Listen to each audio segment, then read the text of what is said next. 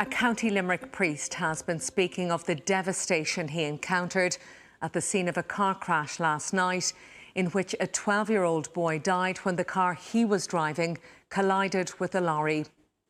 Monsignor Dan Neenan said it was harrowing for the dead boy's parents and the emergency crew who responded. The collision happened just before 2 a.m. on the N21 at Rinnarow near Adair. A life so young taken in the blink of an eye. And now the boy's family are trying to come to terms with how something so tragic could happen. The 12-year-old had been driving the family's Nissan Qashqai when it crashed into a lorry on the N21 just outside the quiet village of Adair in County Limerick at around 2 o'clock this morning. When emergency services who responded to the call arrived at the scene, they were shocked to find the 12-year-old boy inside the wreckage of the car. Gardaí are now confident the boy was the driver and the sole occupant. The driver of the lorry wasn't injured, but he's said to be extremely traumatised. And I arrived and the scene was just so awful.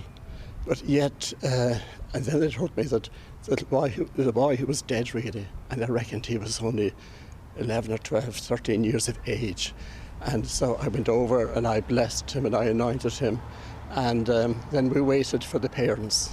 They realised the parents were living in Newcastle West, so they went for the parents and we waited till they arrived. And to see a man and woman arrive and have to look at the body of their dead son.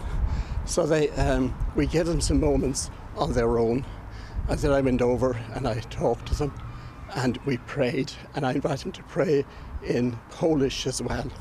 And it was just harrowing. The boy who died has been named as Viktor Hoyecki. He lived in nearby Newcastle West with his parents and sister. His school principal said everyone is deeply saddened by the events, and Victor will be missed by everyone who knew him. And the sensitivity of the guards and the fire service people, they were so caring and respectful.